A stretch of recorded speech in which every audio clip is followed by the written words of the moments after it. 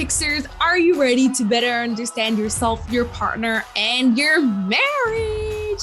Oh, yes, you will. On today's episode, we're going deep on the emotions part, on the connection part, on the safety part.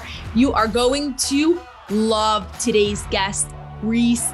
However, before we go and let him on here, I want to let you know if you want to become more efficient and effective in your home life, in your career life, in your marriage, in any aspect of your life, get yourself your brain rewired waitlist today. Slots fill up really, really quickly. We're opening up registration in a few more weeks again. And I want you to be able to be the first to know so you don't miss out like last time. So that is lifefixuniversity.com/your brain rewired. Links will be in the show notes. Now, thank you so much, Reese, for being here. I am super excited to be speaking with you, especially after all the time and that back and forth. We finally had it. And I know your wife is not here. However, I'm really curious to know how you guys met. My wife and I? It's an interesting story, Esty. We actually met online over 14 years ago on eHarmony. So we are like big proponents of eHarmony. It was just like the perfect platform for us. We were older and mature and, had a clear vision for what we wanted in a relationship. We were both very much married minded. We had been married before, both of us. So we were very clear about what we wanted and did not want in a relationship. And so eHarmony provided a really good platform because it was, it resonated with us from our Christian values perspective. We liked the whole layout and the format. It was very, very serious. It was very, we felt it allowed you to be very intentional about what you were looking for in a relationship. So it was like a free weekend over Valentine's Day weekend or something like that. And we both decided, ironically, just to try it for the free weekend, as like a promotion. And we found each other and the rest is history. Oh God. So literally right when you both started, it wasn't like you were on the app for 4 years and then afterwards. Not at all. It happened really, really fast. That same weekend, we found each other after, because basically what you do is you do this very rigorous kind of self interview, and you answer a lot of different questions and you create this profile, but it's very, very in depth. It really goes into your values and your dreams and a little bit about your background and what you're looking for and your spiritual, all these things. It's really, really comprehensive. And then once you read that, you kind of submit it. And then based on these, different responses in your profile, it matches you up. And, you have certain percentage of a match and so on and so forth. And so my wife loves to tell this story. I wish she was here to tell it today, but I was what we call a flexible match. And what that meant is that some of the parameters that you may have put in, like distance or something like that, may not quite meet, but you really hit all of check the other boxes. So I checked all the other boxes, except I was geographically undesirable. I was a little bit too far away. She was in New Jersey and I was in Connecticut. So it was like a 3-hour distance. And so she wasn't sure she wanted to do the whole distance relationship thing, but she said, I'll give it a shot. And as I say, the rest is history. It's worth it for marriage, right? For sure. What do we not do for that? Absolutely. It was definitely worth it. And the 3-hour drive was that was nothing after a while. But we knew pretty quickly thereafter, we didn't want to keep doing a 3-hour drive. We wanted to be together. So I wound up moving to New Jersey. We stayed there for 8 years before we moved here to South Carolina. Oh, cool. I'm from New Jersey. So awesome. Another Jersey girl. Because I don't have the accent, but yeah. Yeah, she's a diehard Jersey girl. Okay, so at that point, were you already a therapist or you got trained in that later on? Yes, I've been a therapist for over 20 years now. This is my 21st, it's like 21 and a half years that I've been a marriage and family therapist. So yes, when I met her, I had been working at that time for a very large human services agency, and I was overseeing a couple of very large programs that worked with juveniles and their families. And um, it was really a wonderful fit for me. And I was living working in Hartford, Connecticut, and just really getting this program started. And then she and I met, and so it was sort of like, this is great. So I wound up moving, and we just started our lives together in New Jersey. And it's just been a wonderful ride ever since. But she was not a therapist at the time. She was actually working for Verizon, and she had been a network tech for several years by the time we met, and went back to grad school because of me. And she was inspired. So So now she you went get back to work graduate together. school. Exactly. It worked out beautifully. I'm curious. Right? Yeah. You said you were married before, but you were. Uh-huh. I'm gonna guess that you divorced, and then afterwards right, and then you got remarried. And during that process, you were still a therapist. Did that affect your work in any which way? Like, where your clients were like, "Hey, he's not married now. I don't know if I could listen to him," type of thing?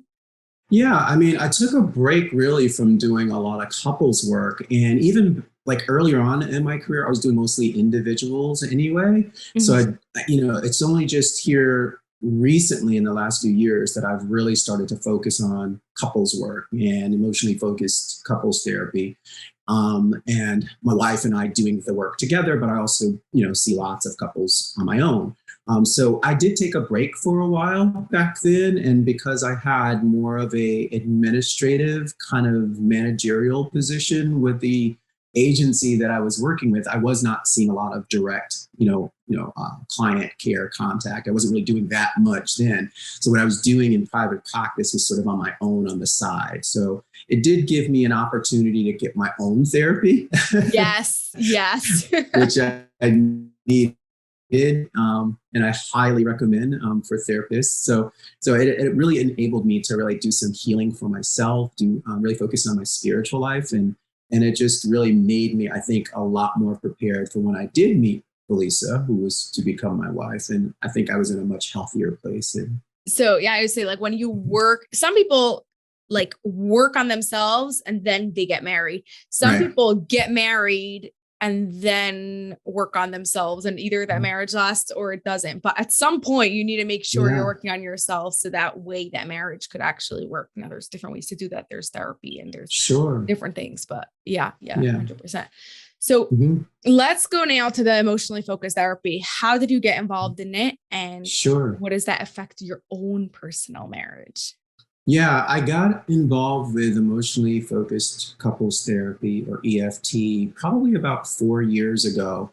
And what happened was I was transitioning from my position with the state of South Carolina. I was working in child protection and child welfare, and was really just seeing the need once again to transition into something that was more fulfilling work. And I had gotten away from, obviously direct services, and had gotten, again, more into administration of programs and state systems and things of that nature. So I got further and further away from direct contact, right, with people.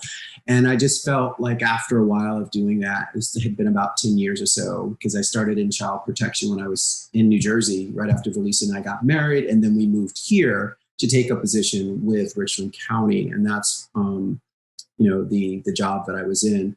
And it just became more and more evident that my heart and my passion was sitting face to face with people and walking with them, through the hardest times of their lives. And I felt like I could make the greatest impact there.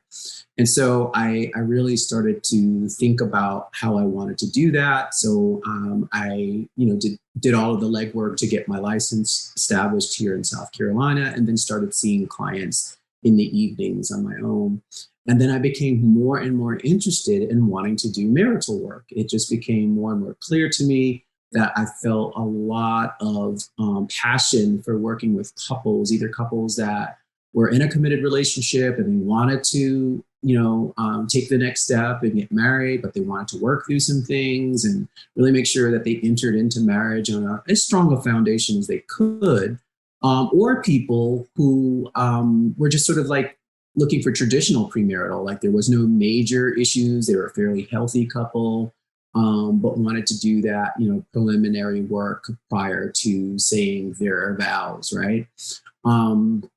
And so I just saw a need to get some more formal training. And so my background was in evidence-based and empirically based, approaches to all kinds of therapies and all kinds of, clinical presentations, whether it was depression or anxiety or family therapy. I was always trained, in evidence-based practices. So I said, well, let me see what's out there that's evidence-based, that has research behind it, that's proven to be effective with helping couples that are struggling in their relationship. And two stood out far beyond any others, which was Gottman and EFT.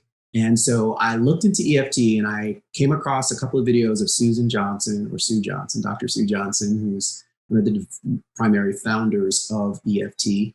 And it just rocked my world. It was so, it just resonated with me as a marriage and family therapist, the experiential piece of it, the systemic approach, Carl Rogers, the person-centered, Minuchin for systemic thinking. Like it all was literally the way I had been trained in grad school. So it was like a no-brainer. I fell in love with it. Like fit right in. Yeah, it just fit right in. And then, but that wasn't really the clincher. I then took the training and then started working with couples. And then when I started to see like how effective it was and how I began to feel more competent, that I had a roadmap, that I knew exactly how to work with the couples, regardless of what they thought the issue was.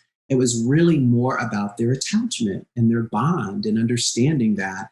And it became so much more rewarding and fulfilling that I knew how to help couples. So that's sort of a quick, really just fell in love with it. And I've been using it. I haven't looked back since. So I use it every day. So just before I continue, you didn't even, out of curiosity, you didn't even because you research EFT first, you didn't even look into Gottman's because you just fell right away into EFT. I actually did, Esty. I looked into both of them, and I'm in fact doing Gottman now.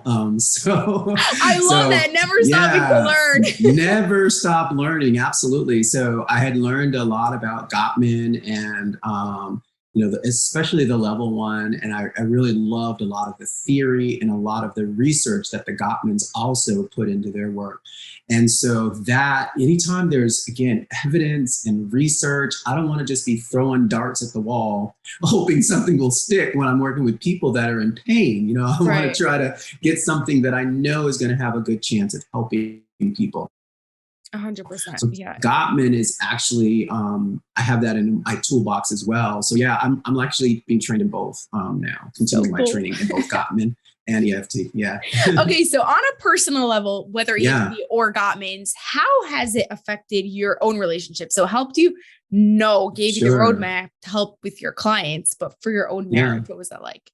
Yeah. I love how when you're practicing, as a therapist, the work continues, or it should continue, from the inside out, right? So that was really the model of how I was trained in my graduate program in marriage and family therapy. They trained you from the inside out. So it was about self-awareness. It was about your own, family dynamics and patterns and traumas and things and helping you to be really, really aware of yourself as a person, and that you bring that into the room as a person before you're a therapist. So that was really, really important for me. And so EFT is no different. When I started doing that, and my wife started to, the very first training that we took was a weekend seminar, a conference that was here in Columbia, South Carolina.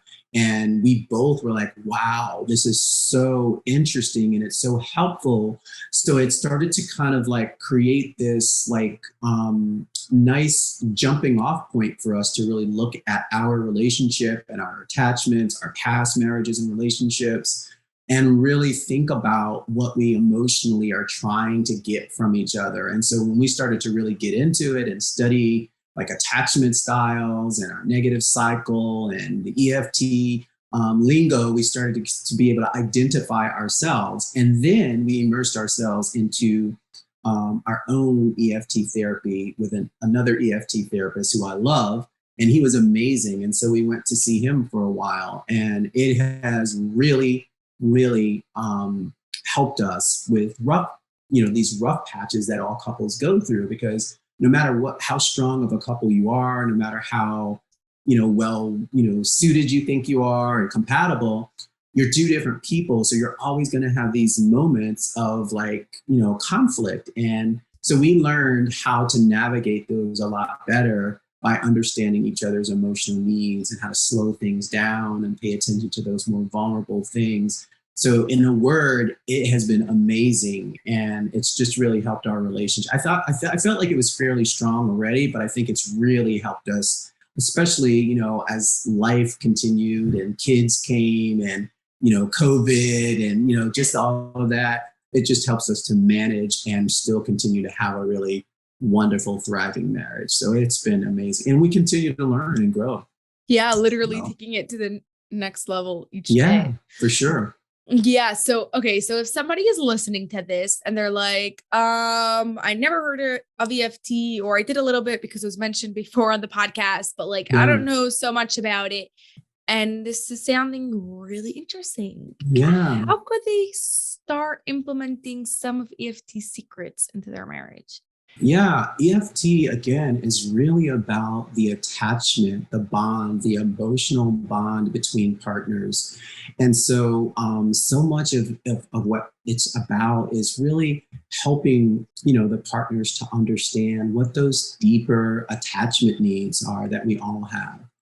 So it starts from a premise that we're wired and created to connect with others, and so we get that from the perspective of a child, right? A little child and their caregiver, whether it be mom and dad or grandparents, whoever that caregiver is.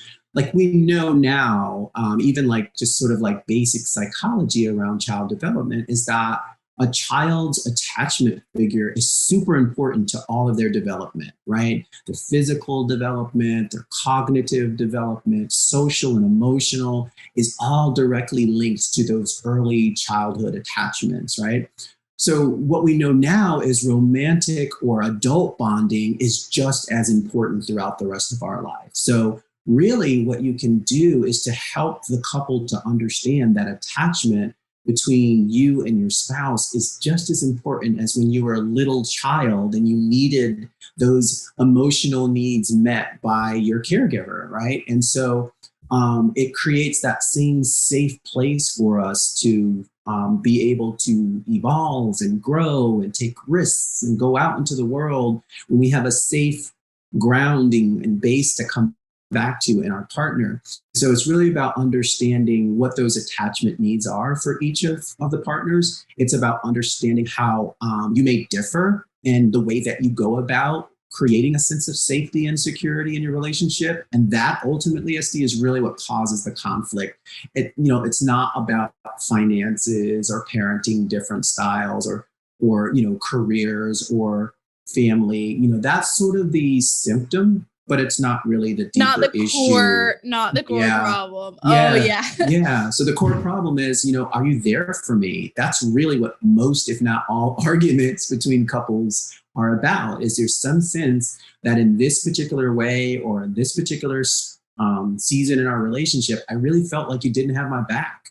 And we're all needing that person who's there for us, that person that's accessible to us, that's responsive when we need, and that person's engaged. And when we call for them, they're actually engaged and want to be there and present with us. So that's sort of like the foundational meat of what EFT is about. Yeah. I love that so much, as I work with people helping them solve their core problems, not specifically in this way, but it's I see all day people put on Band-Aids when they need surgeries. They're okay, so we're going to have a separate account for money, each to spend, a play account. but then there's another problem that's going to come up tomorrow because it's not really the problem. You got it. Yeah. Yeah. And finances, oddly enough, or ironically that you brought that up, is a big issue that comes up a lot, right? With couples, like it's one of the main reasons why people divorce, because of finance, difficulties. But what I have found the longer that I have done, emotionally focused couples therapy, that it's really not about the money. It's usually much, again, deeper. It's rooted in the attachment between the couples. And do you feel safe and secure, and emotionally you can be vulnerable with your partner? Because if you can and you feel safe and secure, you can talk about anything. And generally, folks are pretty good at problem solving when they feel safe and when they feel secure in their relationship. But if so much energy and gray matter is being expended on trying to figure out if you really got my back or not, and you're feeling defensive and you're fighting and flighting and freezing, all of that energy goes into answering a question that's much more primal and much more important: is, are you really there for me? Can I count on you to have my back? That's really what kind of causes the distraction, is the finances and the other stuff. So the money really isn't the issue. The money, separate accounts typically is not always going to fix the problem. It's really about, are we on the same page? Do we prioritize one another's thoughts and feelings and opinions and values and perceptions? And does it matter to you? That kind of thing. Totally. So let's get tactical now. Someone's like, okay, I want to make sure that I have my partner's back. My partner knows I'm there for them. I'm meeting their needs, and I want to understand how we differ. What do they sit down and do so that way they could actually make sure everything's so cool. As if it's a process and these things don't happen overnight. And as your marriage changes, these things change also. But what are some tips for people to start working on it? Sure. Well, it really is a process, right? It really is about, EFT is described as a dance, right? And the emotion in the relationship is the music that we're dancing to, right? And so it's like a very romantic, close, Dr. Sue Johnson describes it as a tango, which is a very passionate, romantic kind of, you're in a very precise rhythm together. It's called attunement. And so when a couple is very, very well attuned and they're feeling safe and secure, they're able to really support each other and create an atmosphere and environment where they're able to really show up for each other the way that they really want to, and create a relationship that feels very, very safe and strong and predictable, right? And so I think some of the key things that you want to know is, well, what is causing us to get stuck, right? Because a lot of times we get stuck on the actual topic and not so much what the actual process is. And so EFT is all about the process and not the content. And so, when you're trained in it, you're really trained to not focus and get sucked into the content, even though it can be very juicy sometimes to get sucked into the content. You really pay attention to the process. How is the couple talking about their concerns or their issues? So one of the things that you want to know is, how do you and your partner differ in the way that you go about creating a sense of connection and a bond? And it's typically very different. So you have some people that are more pursuers in the relationship. They're the ones that usually initiate the communication and do a lot of the talking and use a lot of words. They don't like leaving things unresolved to the next day or the next week or the next year. They like to try to get things resolved. And then you have, typically on the other side of the spectrum, you have withdrawers or distancers, and that's their attachment style. So they typically don't like conflict. They're averse to conflict. So they kind of shrink away and withdraw when things feel a little bit too overwhelming. And that's the way that they try to create a sense of safety in the relationship. And the research shows about 80% of couples have this pursuer-distancer dynamic. So it's really helpful to know, are you more of an anxious kind of attachment style and you pursue a lot? Are you more of a distancer or avoidant type attachment style? Are you more of a fearful person? And so you kind of dip in and dip out. And when it feels too vulnerable and you get scared, you jump out and put your your armor up. And then when you feel that need for that closeness again, you slowly drop the wall and you kind of go back and forth. So it's really trying to understand the different attachment styles, because if you can understand that, then you have a better understanding of your negative cycle and how you get stuck. And a lot of times it's because you're not aware of the different ways that each of you are going about trying to get your emotional needs met in the relationship. Yeah, that makes a lot of sense. Those are key. If you can understand that, yeah. Mm-hmm. Yeah, finish what go you were ahead. saying. I'm sorry. Yeah, no. So yeah, those are key, because those are that's like the root of so much of the conflict. It's really, again, it's not what they're arguing about. What's really being argued about is, I'm afraid that I can't be safe with you. I'm afraid that we're emotionally disconnected. And, the way that you're going about trying to connect and get that connection and intimacy may be very different from your spouse or your partner. That's what we need to figure out. Yeah, the pursuer wants to talk to the sister, is like, leave me alone, give me some space. And exactly, yeah. And the sister just gets annoyed at the pursuer, and vice versa. Is there a so-called quotes type of healthier, which one is better, to be a pursuer or a distancer? Yeah, it's not necessarily, what I usually tell couples is that it's not necessarily, bad or good. It's just who you are, because your attachment style is very much formed and shaped by your life experiences, right? So ultimately, to answer your question, SD, ideally, we all want a secure attachment. Yes. Right? Because people always talk, oh, I'm secure. But what does that really mean to say I'm secure, in my relationship? Well, secure really to me means, how vulnerable am I able to be with my partner? Are there any secrets that I have because I'm afraid of how they may react, or how they may see me perhaps differently or in a negative light if they knew this about me? Is my partner my best friend? Are they the person that I want to go to and run to first when I have good news, or even when I'm afraid or something, difficult is confronting me in my life? Do I feel comfortable with asking for my needs emotionally to be met from my partner? Do I feel comfortable with them coming to me and relying on me to meet their emotional needs as well? And so that's what secure looks like, that you can talk about things very directly. And so to the degree that you feel really safe and secure in your relationship, it's going to directly impact the nature and the quality of your communication.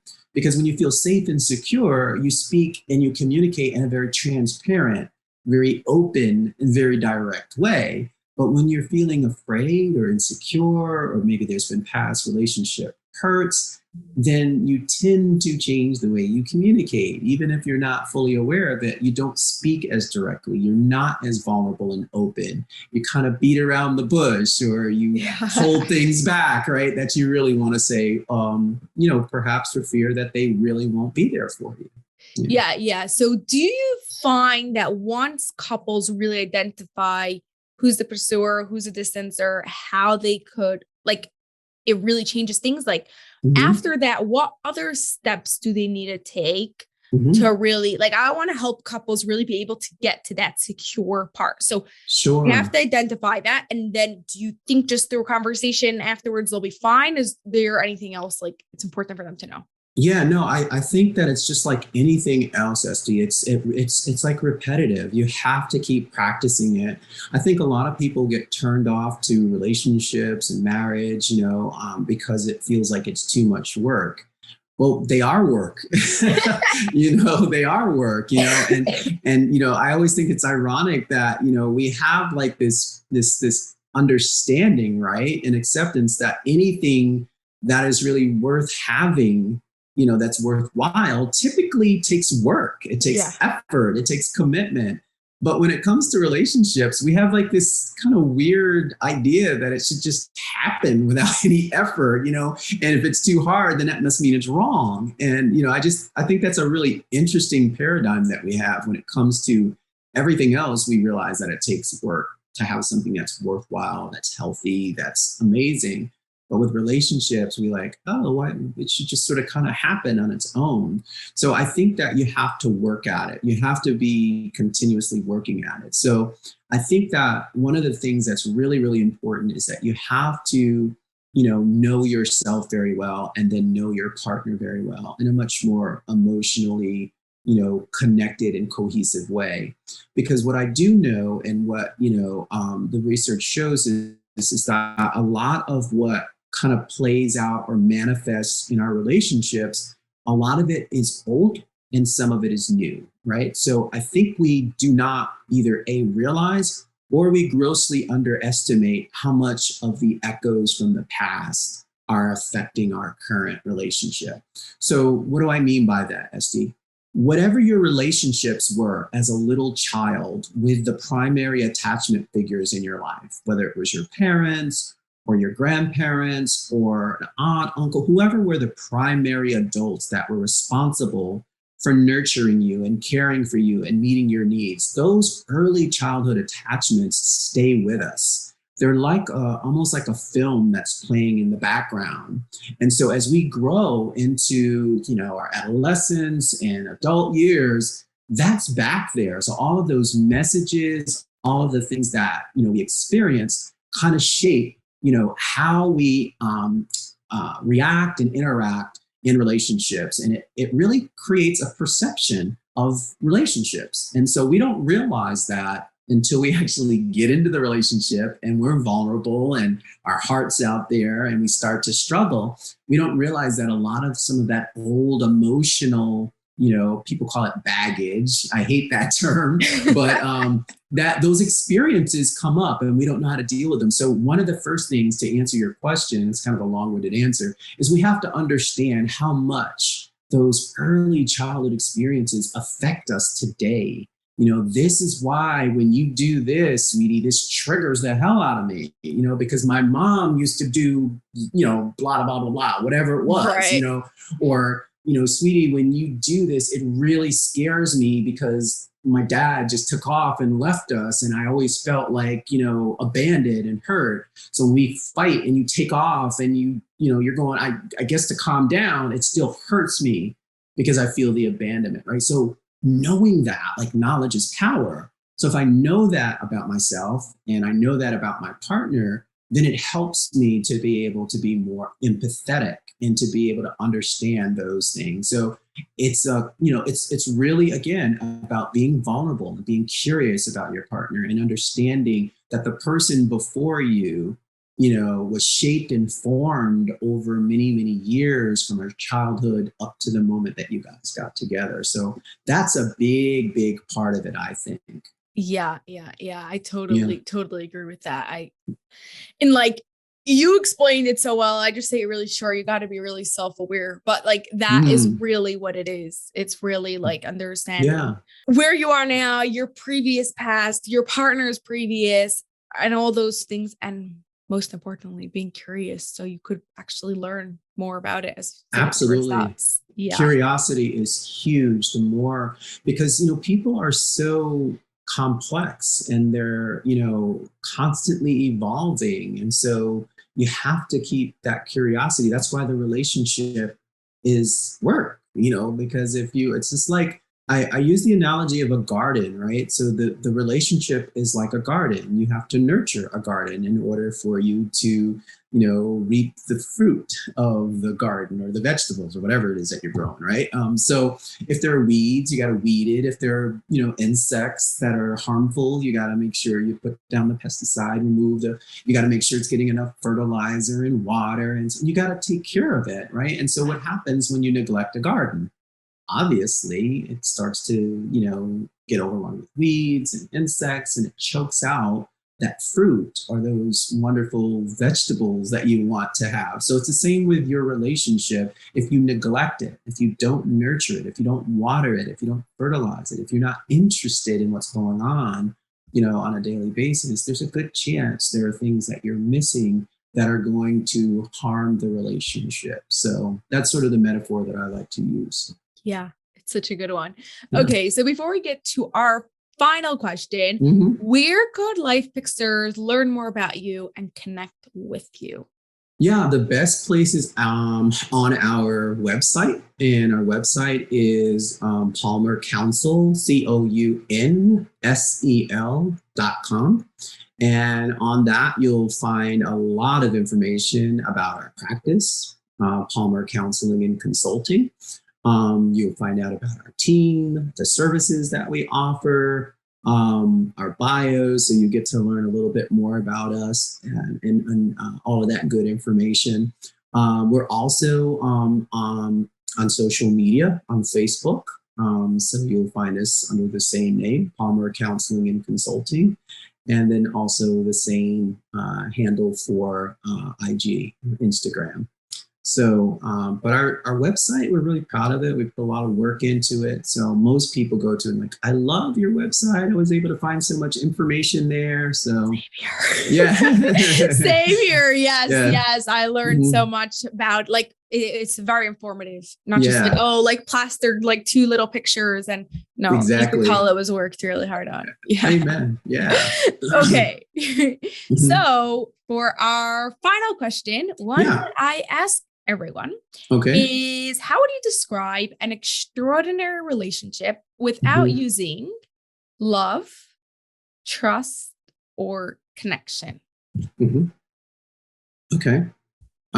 So I think the first thing that I would describe an extraordinary relationship would be curiosity, because we used that word right a minute ago.